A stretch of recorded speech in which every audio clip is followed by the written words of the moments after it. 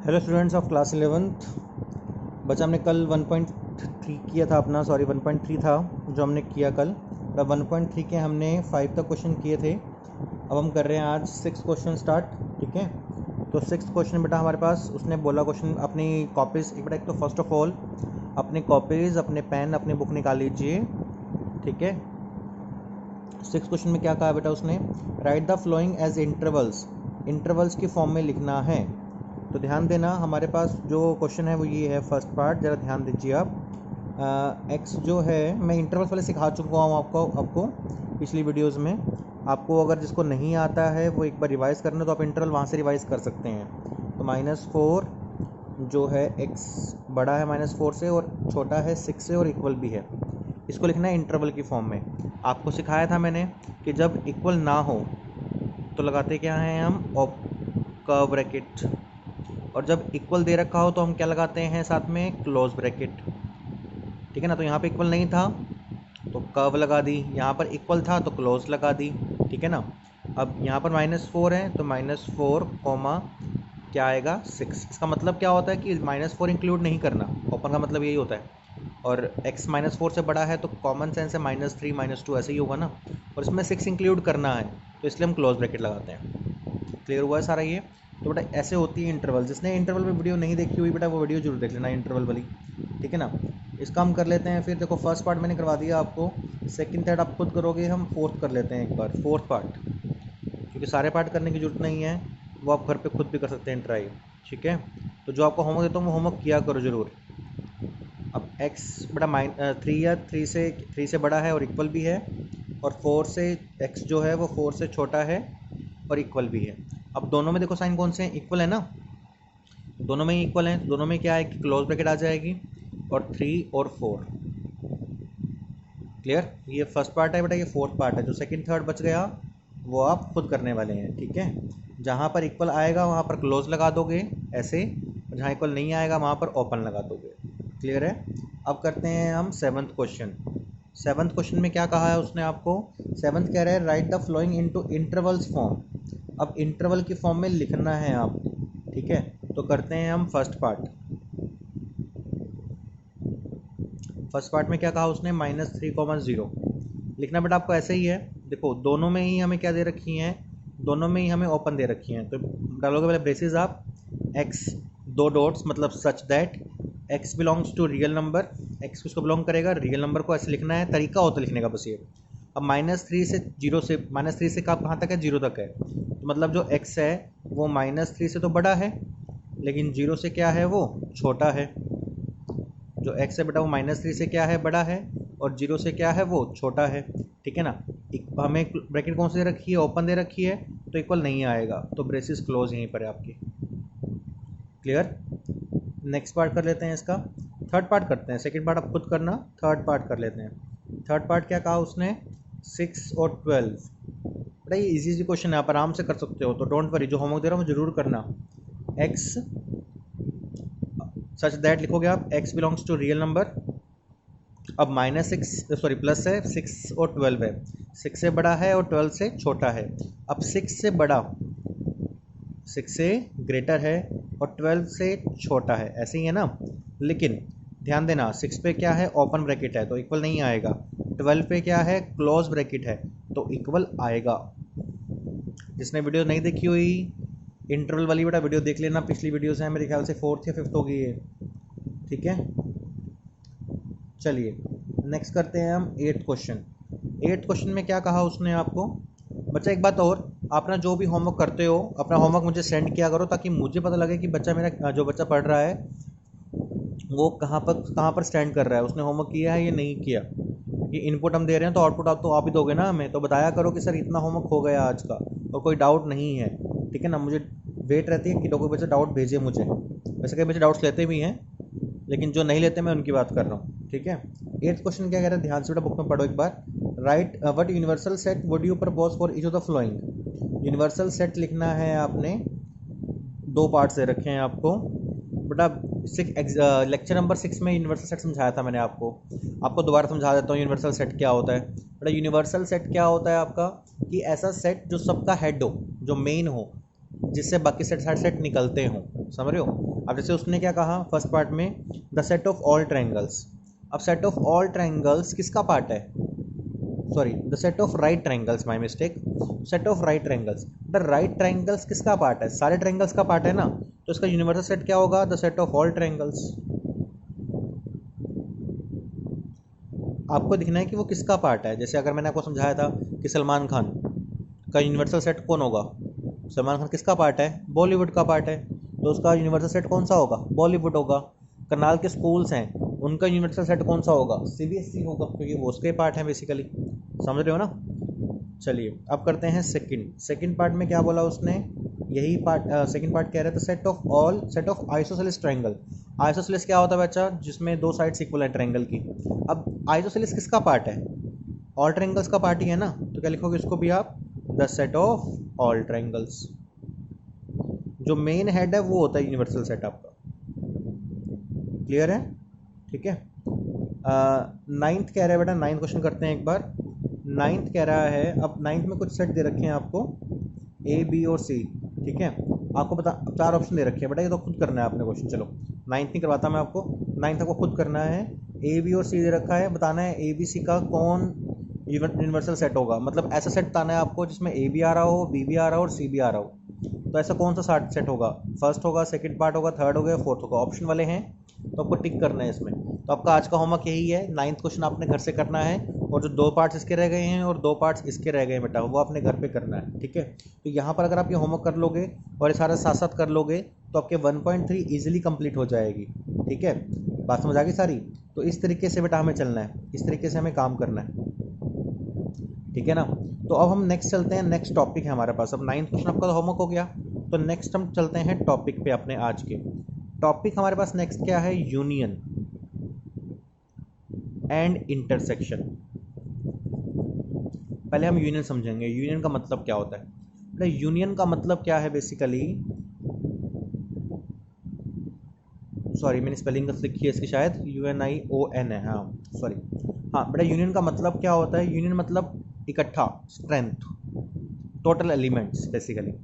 जैसे मान लीजिए मैं एग्जांपल देता हूँ आपको, मान लीजिए एक सेट है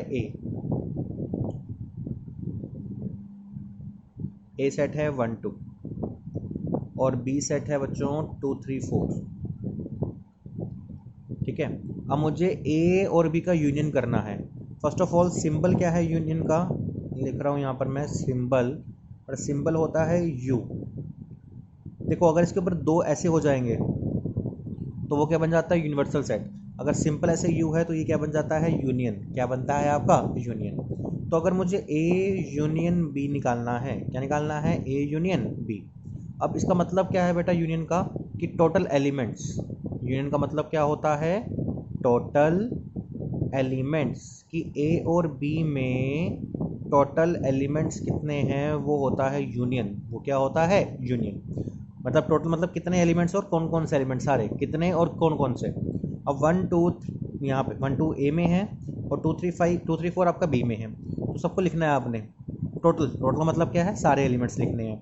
जो दो बार आएंगे, जो कॉमन एलिमेंट होंगे उसको एक बार लिखना है। तो लिखा 1 2 है, 2 दोनों में है तो एक बार लिखेंगे हम। यहाँ पर क्या आएगा 3, यहाँ पर क्या आएगा फिर 4, 1 2, इसमें 2 3 4 था, 2 आपका आ चुका है तो 3 और 4, क्लियर हो गया। एग्जाम्पल एक और लेते हैं, मान लो अब ए है 4 5 6 और बी है 7 8 6। तो अब करना है मुझे ए यूनियन बी। देखो ए और बी में सारे एलिमेंट कौन कौन से होंगे, 4 5 7 8 6 भी तो होगा ना, हाँ 4 5 7 8 6 या 4 5 6 7 8, बात तो एक ही है, क्लियर हुआ। अगर मैं कह दूँ यहाँ पर, मान लो ए है 1 2 और बी है 3 4, तो आप बताइए ए यूनियन बी क्या होगा, क्या होगा, 1 2 3 और 4। कॉमन इसमें कुछ है ही नहीं, तो सारे एलिमेंट लिख देंगे उठा के हम। अगर कॉमन होता तो उसको हम एक बार लिखते हैं। तो ये होता है यूनियन। मीनिंग क्या है यूनियन का, टोटल एलिमेंट्स, और सिंबल क्या है यूनियन का, यू। क्लियर है। ये नया टॉपिक आपका आज का, नोट कर लेना इसको। फिर करेंगे इसकी प्रॉपर्टीज़ ऑफ यूनियन, ठीक है। तो इतना कर लो आप। हाँ जी, स्टार्ट करते हैं प्रॉपर्टीज़ ऑफ यूनियन। बेटा पहली प्रॉपर्टी जो होती है वो होती है कॉम्यूटेटिव। क्या होती है? कॉम्यूटेटिव। अब कॉम्यूटेटिव का मतलब क्या है, जरा ध्यान देना। कॉम्यूटेटिव का मतलब होता है कॉम्यूट करना आपस में। जैसे अगर मैं कहूँ ए यूनियन बी, तो वो हमेशा क्या होगा? बी यूनियन ए होगा। ठीक है, एग्जांपल लेते हैं, फिर समझ आ जाएगा। मान लो ए है 1 और बी है 2 3। ठीक है, तो हम निकालते हैं ए यूनियन बी। तो बताइए ए यूनियन बी क्या आएगा? सारे आ जाएंगे तो 1 2 3 आ जाएगा। ऐसे ही बच्चा अगर हम बी यूनियन ए निकालेंगे तो तब भी तो सारे ही आएंगे ना, तो क्या बन जाएगा? 2 3 1 बन जाएगा। तो बात तो एक ही है, तो आपस में क्या हो गए? ये इक्वल हो गए। तो इसको हम क्या बोल देते हैं? Commutative property. तो हमेशा यूनियन में कॉम्यूटेटिव प्रॉपर्टी लगेगी, बिल्कुल लगेगी कि ए यूनियन बी हमेशा क्या होगा? बी यूनियन ए के इक्वल होगा। क्लियर हुआ? फिर करते हैं नेक्स्ट प्रॉपर्टी। नेक्स्ट प्रॉपर्टी बेटा कौन सी है? Associative property. एसोसिएटिव प्रॉपर्टी पहली कौन सी थी? कॉम्यूटेटिव। दूसरी कौन सी है? Associative property. अब एसोसिएटिव क्या होता है बेटा, जरा वो ध्यान से समझना। एसोसिएटिव में क्या होगा कि जो A union B union C is equal to क्या होगा? A union B union C होना चाहिए। मतलब पहले ए यूनियन बी ब्रैकेट में, साथ में यूनियन करना है सी का, फिर ए यूनियन, फिर ब्रैकेट में बी यूनियन सी। इसको बोलते हैं एसोसिएटिव प्रॉपर्टी। अब नो डाउट ये इक्वल होगा, लेकिन प्रूफ तो करेंगे ना हम।